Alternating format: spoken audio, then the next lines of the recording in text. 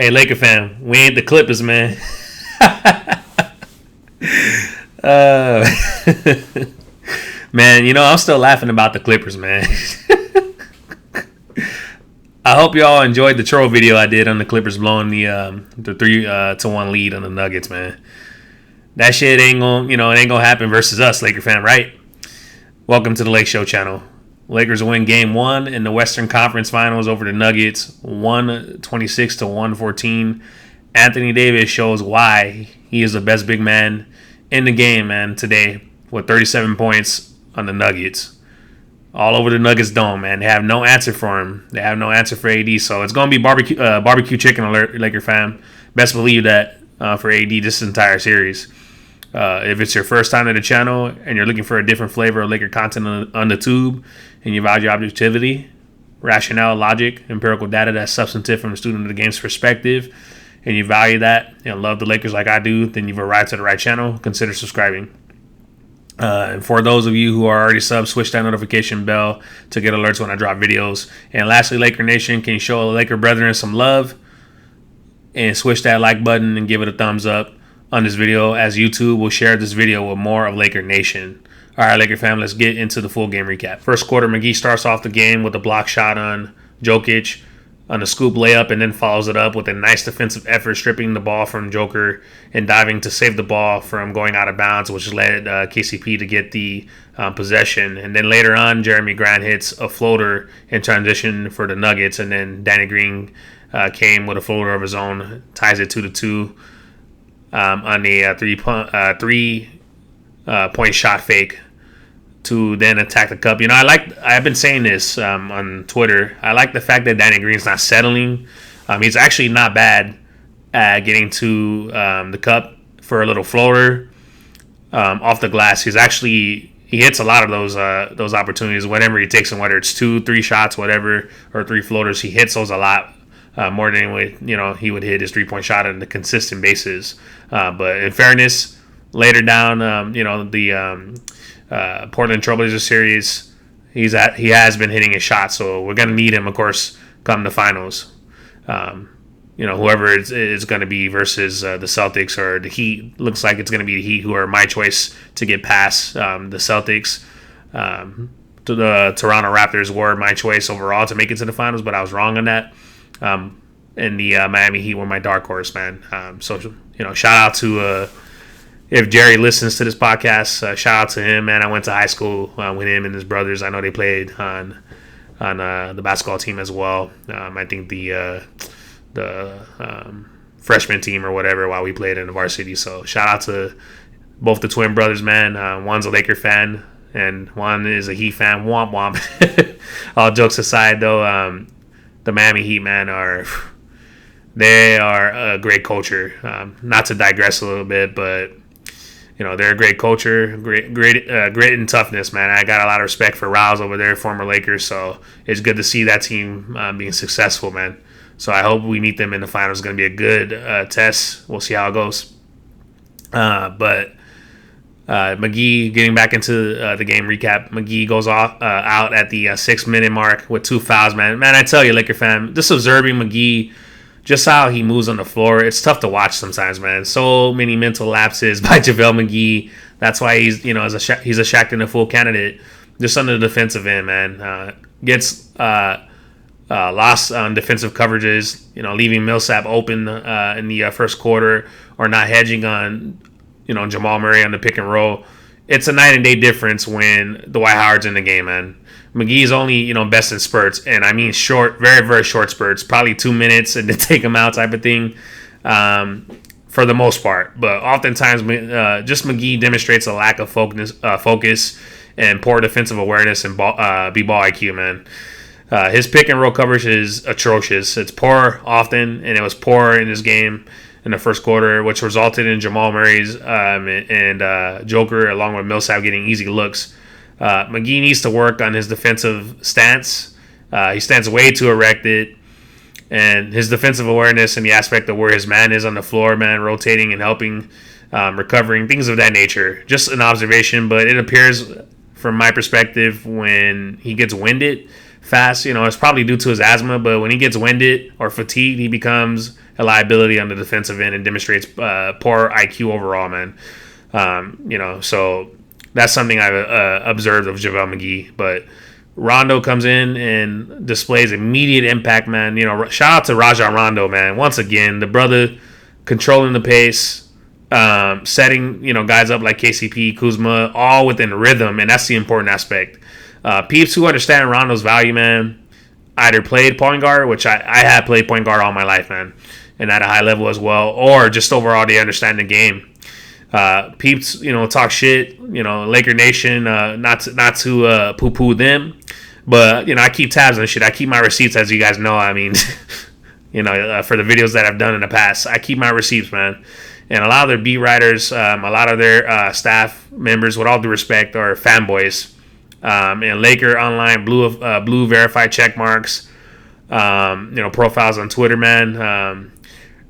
Just talking a lot of shit about Rajon Rondo. The with all due respect, what's his name?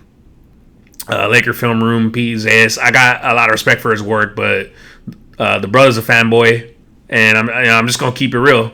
It's too much in the media, man. I gotta call a spade, man. This cast, with all due respect, that never touched a fucking basketball a day in their life, or they're analytic stat boys, or stat boys of Caruso. There seems to be a connection with that shit, and it's no disrespect to Caruso. I got love for the dude.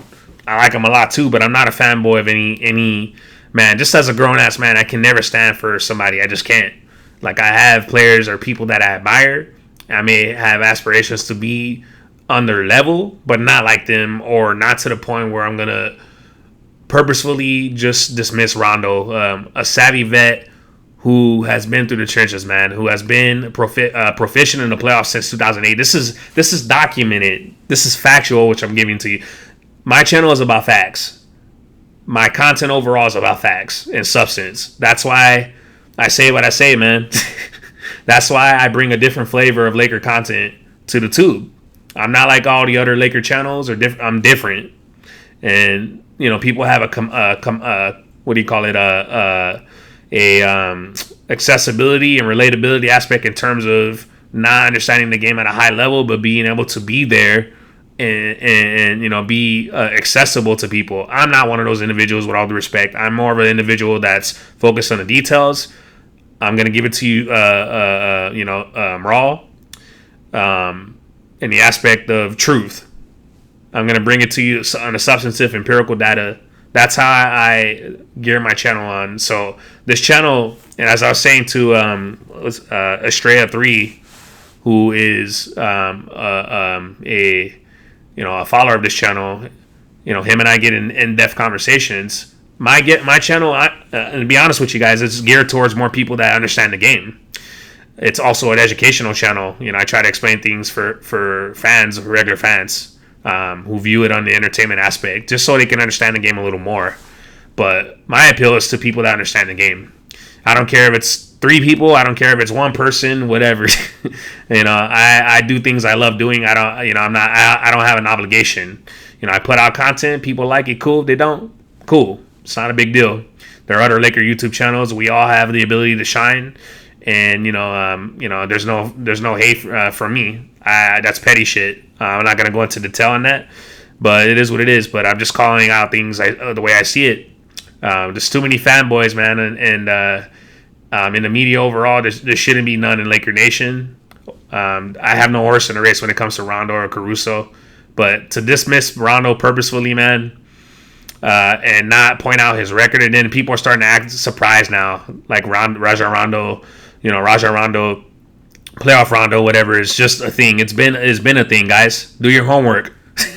You guys are giving spreading stuff to people on social media, and they're gonna believe it because a lot of people just believe what the fuck they're saying instead of doing the homework themselves and checking up on things and verifying things. That's where you have me come in, because I'm gonna give it to you guys. Like I said, 100% with no bias and no horse in the race. So that's why I'm mentioning things, man. It's no disrespect to those cats and people like that, but I gotta sift through the bullshit because it's annoying, and I feel like Rajon Rondo doesn't get the props he deserves, man. And now cats are starting to see it, and it's exposed a lot of people, man, just on their aspect of not understanding the game. So that's why, I'm going on a tangent here, man. But again, it's within substance, and that's what I gear my channel on. But anyway, getting back more to the first quarter and the breakdown. But Lakers go up 21-17 on a nice Rondo bounce pass to KCP, who slipped a screen for Rajon Rondo going towards the basket. I didn't particularly like the aspect of the Lakers doubling Joker too soon in the first quarter, and also switching on him defensively. AD could contain him on the defensive end, man. So I didn't understand the strategy at times in the beginning of this game, Laker fam. Having guys like Rajon Rondo, Kuzma, smaller players on Joker, being that Nikola Jokic, is a great passing big man. He's going to feast on finding players, cut, things of that nature, because he reads and reacts very, very well. He can see the floor very well and pass out of double teams. So, Denver moves without the ball well as well. So Joker's very patient as well. But he also, like I said, could see double teams coming and things of that nature, and divers diving to the rim. He does a great job at facing up and playing in the post overall and passing out of double teams. Very high IQ player, man, and Nikola Jokic. I enjoy watching a player like him, just his IQ and his cerebralness on the floor. I thought the Lakers are doing that played into their hands, which allowed the Nuggets to get in an offensive groove towards the end of the quarter. Lakers are solid enough to defend Joker one-on-one. They're solid enough with AD and Dwight Howard. They also switched on Murray, which allowed him to get dribble penetration to the rim. You cannot allow Jamal Murray, man, to get to the rim. You got to keep him primarily on the perimeter.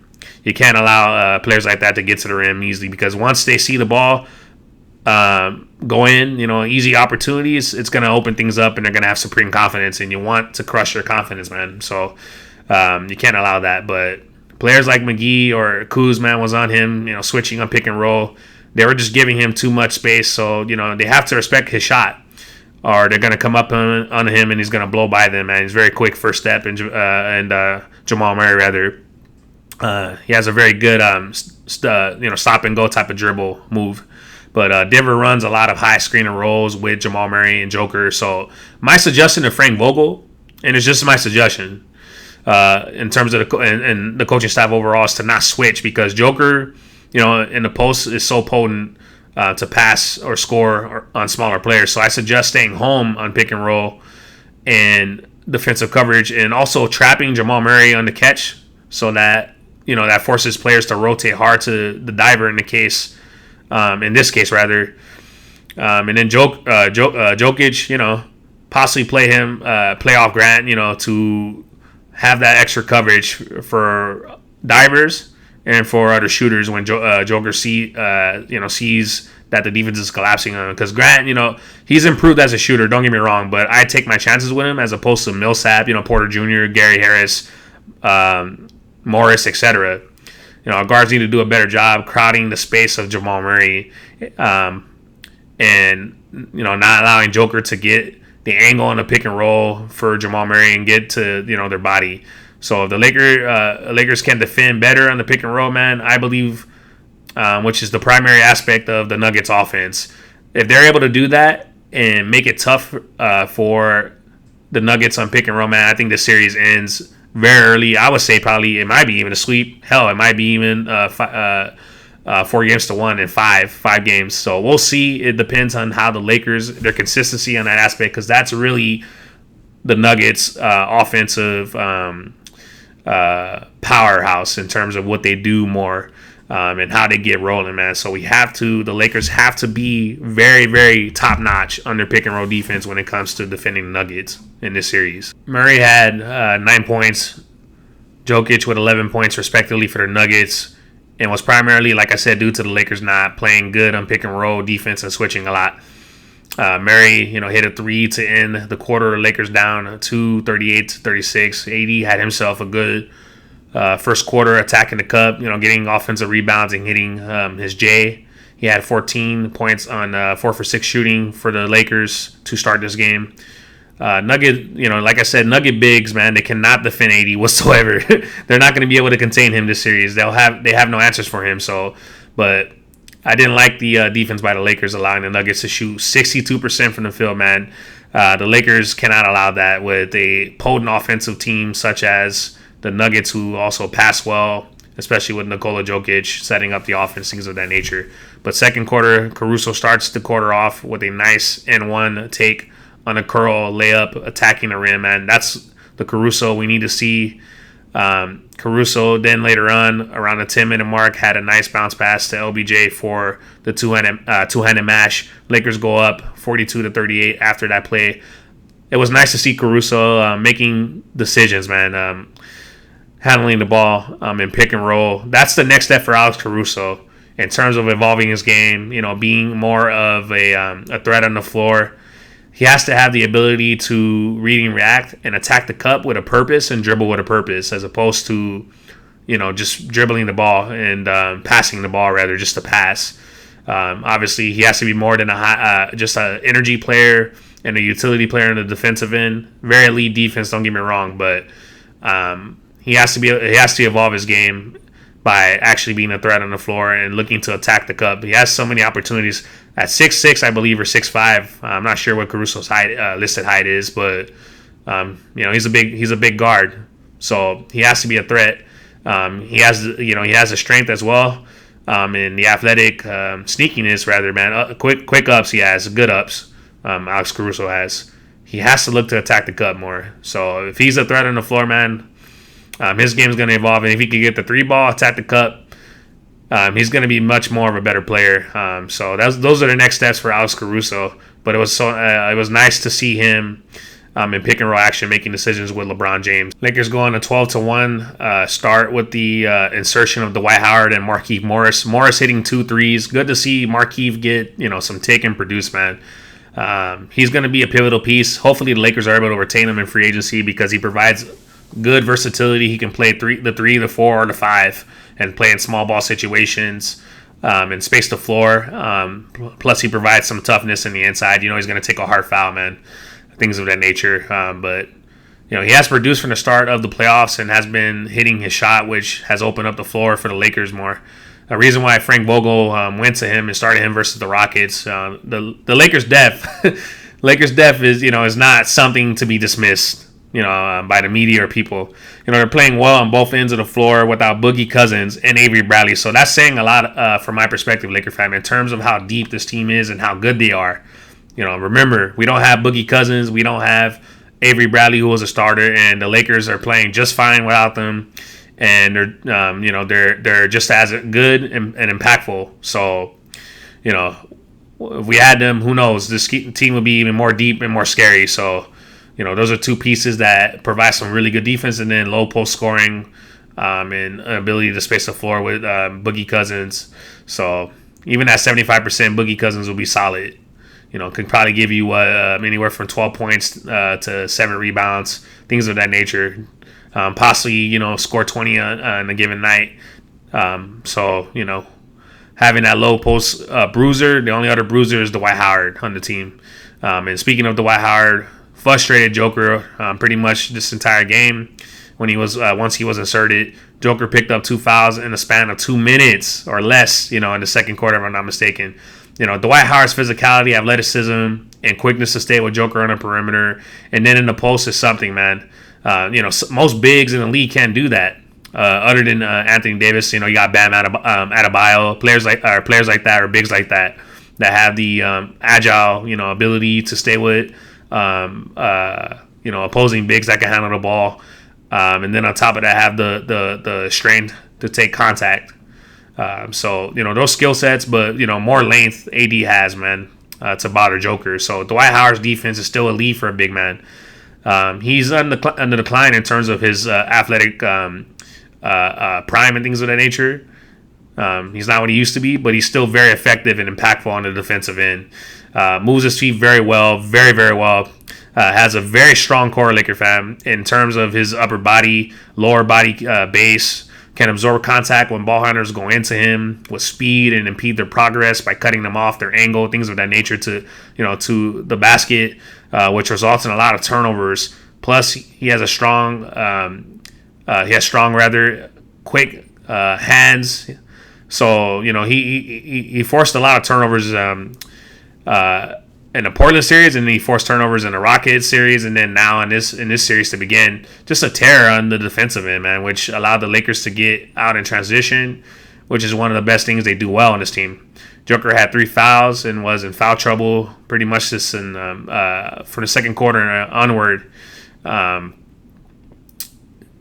and they were down 13 with 7 minutes to go, which is why the Lakers were able to stay in the lead in the second quarter along with their defense. I see a key distinction as to why the Nuggets have absolutely no shot of beating the Lakers in this series. None. They have none. And it's due to their mental toughness and lack thereof of their mental toughness. The Nuggets have way too many mental lapses, and it's primarily with their star players in Nikola Jokic and Jamal Murray, man. They're good players, don't get me wrong, but they're wet. They're wet behind the ears per se. They're young, and so they're gonna have to gain that experience and take a lot of L's. But that's how it goes.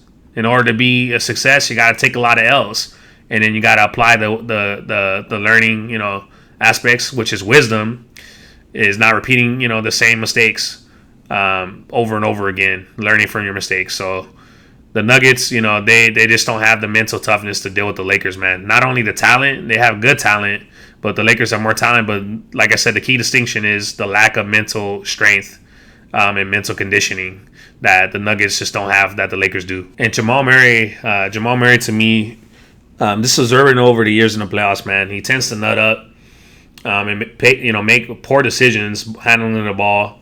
Gets trigger happy, leaves Joker hanging at times. Joker could get hot, and then he'll just, for whatever reason, he just wouldn't go to him as the ball handler, man. If you have someone like a Chris Paul, in my opinion, to distribute the ball and control the pace and stabilize things, I believe the Nuggets will be a greater team, just from my perspective. But their mental toughness is lacking, and why they're not championship ready as the main reason, in my opinion. But I love how the Lakers were jawing at the Nuggets, getting in their heads. They're young. They're not poised enough to handle the pressure, man. Not just yet, but they're very talented. A solid head coach, probably a top 10 head coach in Mike Malone, man. I've always liked Mike Malone from Sacramento. I thought he got done wrong, and Boogie was starting to mature. So when he had Mike Malone with him in Sacramento before they canned him, I think he got more wins that year. But Sacramento has always been a dysfunctional franchise anyway. So they hired Luke Walton. We'll leave it there. But Brown letting Murray know, man, N1 when he attempted to try to stop LBJ going to the cup, man. There's nobody that's going to be able to contain LeBron James going to the cup full head of steam, man. We already know what he can do. Linebacker playing on the basketball court, man. But Lakers defense was tremendous, checking Denver from the three-point line, which I believe Nuggets overall were 9 for 20-something, I think, from three. So, that's not going to cut it against the Lakers. That's not going to cut it versus beating them. And that's another key aspect about their offense other than pick and roll is their three-point shooting. And then the Lakers are forcing turnovers as well, drawing 3 fouls on Jokic, Murray, and also Millsap, which resulted in the Lakers getting to the free throw line, I believe, 25 times in the first half. And just a lot of activity on the boards with their for the Lakers, and then with their three main players out or in foul trouble. The Lakers had their biggest lead rather in the second quarter. I think it was like 15 or so. But anywho, they go up 11 into the second half, 70-59. Third quarter, Dwight Howard starts the third quarter as opposed to JaVale McGee, and immediately with deep post positioning gets Joker his fourth foul. Dwight Howard is the only true bruiser in this Laker team, man. I love how he makes himself big and wide in the post, for the post entry passes as a target, and how he utilizes his base by getting into defenders, and then the duck move, staying low in his post positioning with the purpose, man. That's how you have to post players up. I used to do that a lot as a guard coming off of motion offense. When I have the opposing guard on my hip, I would just seal him completely and have a layup or a foul or an N1. But that's how you have to post, man. Get early positioning and keep it established and force other players to try to work around you. And Dwight Howard does that very well. But little things like that and fundamentals like that make a difference in terms of working smarter and more efficient and making the opponent work harder. Then, after that sequence, catches a lob dunk from LBJ, man. Effort and grit is always going to be rewarded. Always going to be rewarded. I love the energy that Dwight Howard brings. I hope going forward, though, that Dwight Howard starts. I like the balance off the bench, don't get me wrong. But going towards an NBA championship, man, I believe it's time to start Dwight Howard. It's well overdue. But, we don't need any mental lapse from JaVale McGee. And he's only best in spurts, man. So I think it's best to start Dwight Howard. Let me know what you guys think in the comment section down below. But Howard had his imprint all over the third quarter with his energy, defense, and deflections, causing turnovers, which the Lakers killed Denver in transition. AD also started to sizzle from the field with I think he had 13 points in the third quarter. And then Rajon Rondo found him with backdoor lobs, dribble penetration, things of that nature. That chemistry, man, from Nola, it's always going to be there, Laker fam. He knows AD more than anyone in his team, so having that aspect creates easier opportunities within the flow of the game. Lakers go up big into the fourth quarter, 103-79, and then fourth quarter, man, Rajon Rondo starts the fourth off with a nice dish from Alex Caruso and the dribble penetration with the right corner three. I'll continue to advocate for Rajon Rondo and Caruso on the floor at the same time, as I did majority of the season going into the playoffs. They have a solid chemistry on and off the ball with one another, whether it's Caruso handling the ball and then Rajon Rondo either cutting or being open for a jump shot and dropping to the level of the ball, meaning being parallel to the dribbler and dribble penetration. Things of that nature. Then Alex Caruso, attacking the cup based off of cuts, man, not standing still, knowing, how to read and react with Rondo being the playmaker. So I think they complement each other very well. And they enhance one another. What you can't get with Rajon Rondo is the defensive elite aspect in terms of what Caruso does, and then what you can't get with Caruso, Rondo has in terms of the elite playmaker. So once again, they're like the yin and yang. They balance each other out, or whatever. So that's how I see it. I like them both on the floor at the same time. So I'll continue to advocate for that. Rather, it's a pretty damn solid tandem. Lakers cruised into the fourth quarter, man. On both ends of the floor, they cruised, allowing LBJ to get some rest. That was a pretty good aspect that I liked about this game as well. Dwight Howard shining, man. Rajon Rondo, continue to be the floor general that he is. And then AD going off for 37, man. So let's close this podcast and game recap with player stats and also team stats. AD, 37 points, 10 rebounds, 4 assists, showing why he's the best big man in the game. No question, man. KCP, 18 points, shot the ball very well in transition on turnovers and got to the cup on transition opportunities. Most of his points, I believe, came from the Lakers defense turning the ball over, having Denver turn the ball over, and then the Lakers getting out in transition for open opportunities. So good job by KCP, man, spotting up, shooting, and are attacking the cup in transition. LBJ, 15 points, 12 assists, distributed the rock very well, and allow AD to take over. This is a series, I believe, where it's time for AD to eat anyway. So, LeBron James, in the driver's seat, being able to distribute and or take over the game. Howard, 13 points, 2 blocks, 2 steals, 3 rebounds. His energy, defense, toughness was a big part as to why the Lakers won this game. I hope he starts from here on out, Laker fan. I really do. But Kuzma off the bench, 11 points, 4 rebounds. And then the team stats, Lakers held Denver, a good 3-point shooting team, to 9 for 26 from 3 on 34% shooting. Props to the Lakers, man. Good shit, Lakers. Good shit. Lakers at times, throughout the season, other than the playoffs, had issues guarding shooters on the 3-point line. But this is the playoffs, man. So they've upped their game and been actually a good top defensive team defending the 3. I believe they're the best, if I recall correctly. Certainly one amongst the best in terms of the playoffs. And then, of course, they're the best defensive team in the playoffs thus far. So. And then Lakers got to the free throw line 37 times, converted 27 times, which tells me, that we're active on the boards and attacking the cup. AD getting to the free throw line. He tends to have big offensive games, man. When he gets to the free throw line early, he's in rhythm from start to finish. AD, is going to have a big series this series, Laker fam. Because Denver, like I said, they have no answer for him. So he should average about 30 to 34 points in the series, but we'll see. Lakers had 10 offensive rebounds. The activity of Dwight Howard, man, and Lakers overall chasing down loose balls and loose rebounds overall. The effort was there for the Lakers, and that's how they have to play against the Denver Nuggets. They have to play with energy, grit, and effort. and just take their spirits out, because we already know the Nuggets are young and spry, man. But the Lakers have to either match their energy or exceed it.